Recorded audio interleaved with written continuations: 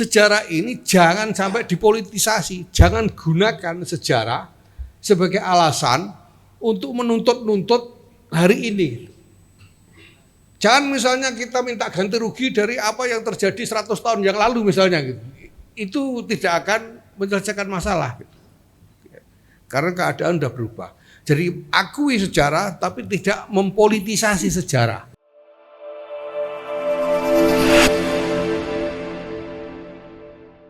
Konstelasi konflik yang ada, peta konflik yang ada, agama itu merupakan salah satu faktor utama. Kalau bukan yang paling utama, itu sangat jelas. Agama yang berbeda-beda punya sejarah konflik yang mapan, sehingga tradisi untuk melihat kelompok lain sebagai lawan atau sebagai musuh atau sebagai saingan itu sulit untuk dihilangkan memang. Karena konflik yang berkepanjangan, yang berabad-abad. Nah, sampai-sampai kemudian bahkan ini meresap ke dalam elemen-elemen ajaran dari agama itu sendiri gitu. Jadi dalam Islam misalnya ada elemen-elemen dalam fikih yang memang mendorong orang untuk berkonflik melawan kelompok agama lain.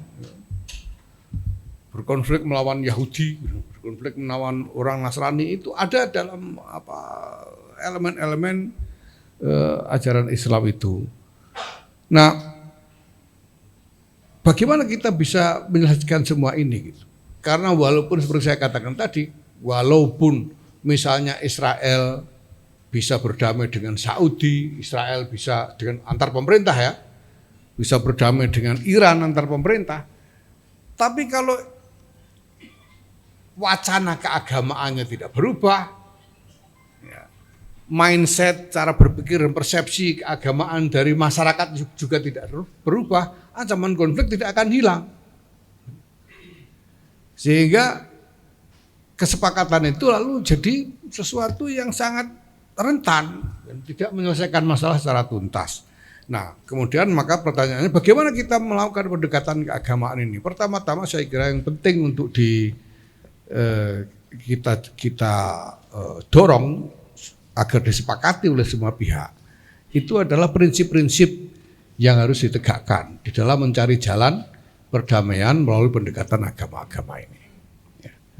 Mengingat bahwa memang agama-agama ini kalau tidak kita address, ya cenderungnya ya minta konflik terus gitu.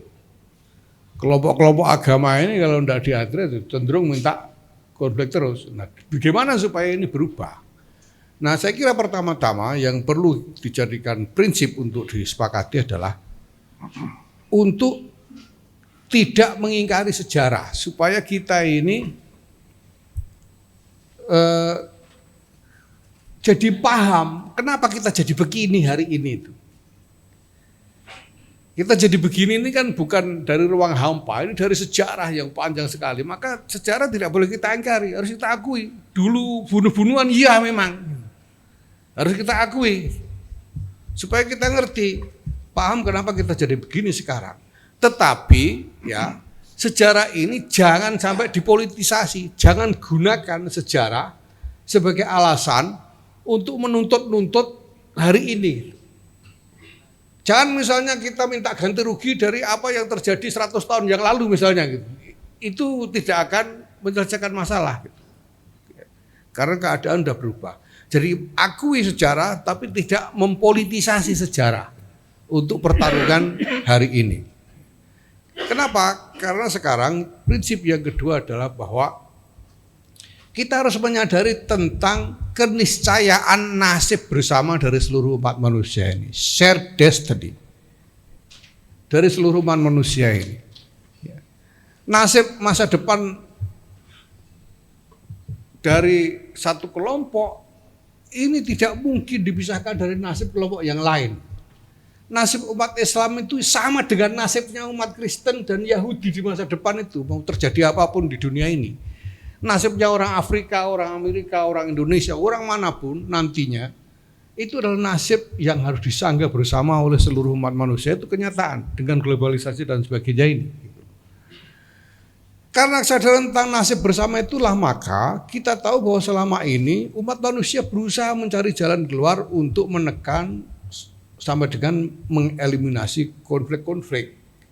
Ini juga upaya yang sudah dilakukan dalam waktu yang panjang sekali. Karena umat manusia sadar bahwa konflik itu sudah unaffordable anymore, sudah tidak tertanggungkan lagi nantinya itu. Apalagi kalau sudah bicara soal nuklir dan lain sebagainya, itu tidak akan tertanggungkan. Nah, ini nasib bersama kita. Mari kita berpikir tentang nasib bersama kita di masa depan itu. Nasibnya orang Islam itu sama dengan nasibnya orang Kristen nantinya itu. Sama dengan nasibnya orang Yahudi, orang Hindu, Buddha dan lain sebagainya, kita hidup di planet yang sama gitu.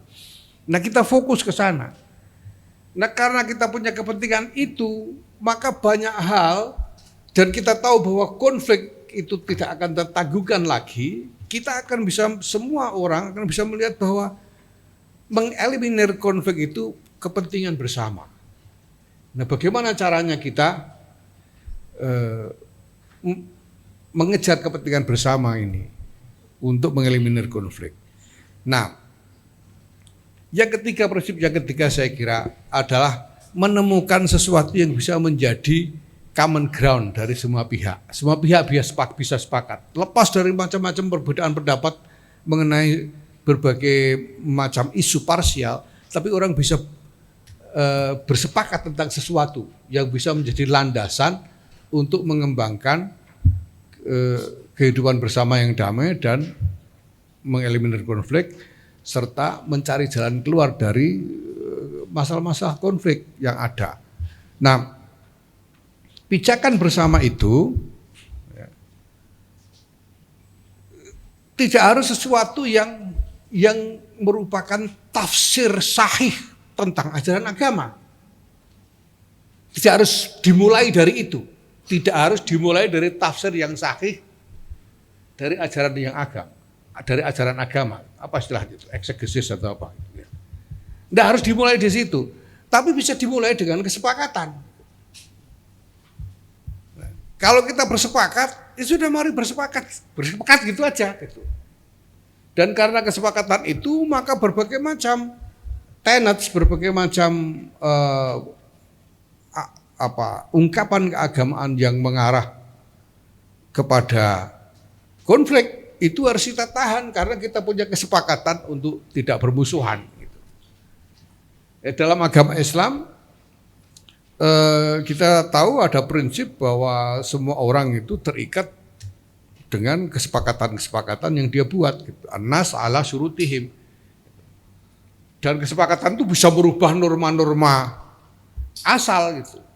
Karena ada kesepakatan apa yang tadinya menjadi norma lalu bisa dibatalkan.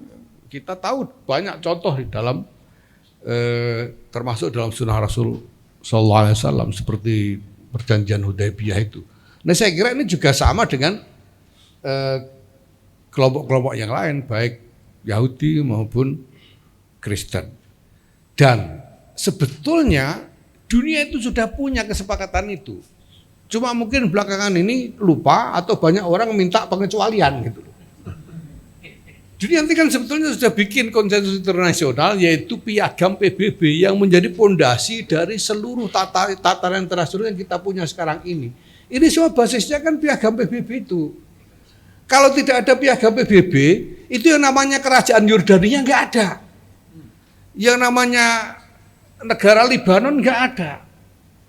Republik Islam Mesir itu tidak ada kalau tidak ada piagam PBB itu.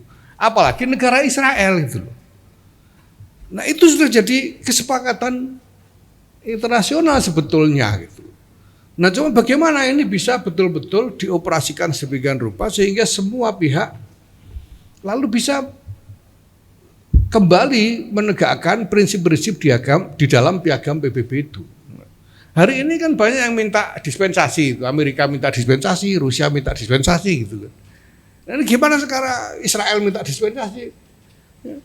Karena ini penting sekali PHKBB itu diantaranya dua prinsip yang selalu saya sebut-sebut. Pertama adalah soal batas-batas internasional, yaitu batas kedaulatan yang mendefinisikan teritori secara tegas, dan kedua prinsip kesetaraan martabat di antara semua manusia, di antara seluruh bangsa. Nah kalau ini ditegakkan betul, sudah ada dan semua negara tanda tangan itu. Cuma gimana ya prinsip ini diikuti.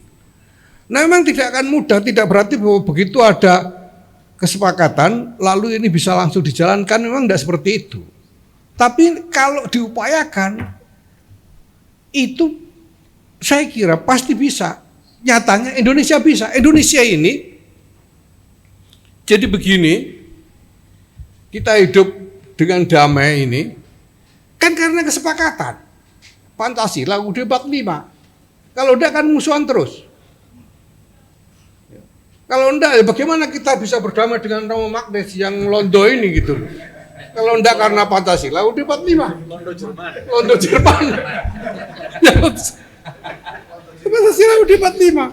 Bagaimana ini antar etnis dan lain sebagainya, antar agama ini karena kesepakatan UUD 45. Dan tidak mudah pada awalnya, tidak langsung begitu kita nyatakan Pancasila UUD 45 lalu semuanya rukun toh.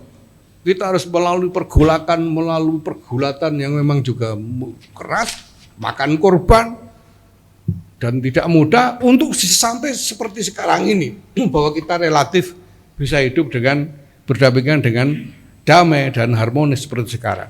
Dan ini tidak bisa taken for granted. Ini tidak bisa dianggap sesuatu yang kita tinggal terima saja. Ini sesuatu yang harus terus diperjuangkan, terus dipelihara, terus dijaga.